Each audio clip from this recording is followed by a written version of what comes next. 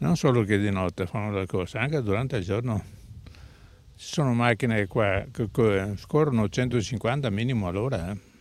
Le corse clandestine con macchine che sfrecciano a tutta velocità nella strettissima stradina a doppio senso di marcia, via Scaramuzza, frazione di Zelarino, esattamente dietro l'ospedale. È il signor Bruno, pensionato del posto, a denunciare quanto accade da tempo sotto gli occhi esterrefatti di chi abita a 2 passi dalla via, utilizzata come pista di competizioni sportive illegali anche delle 2 ruote. Che neanche con le moto.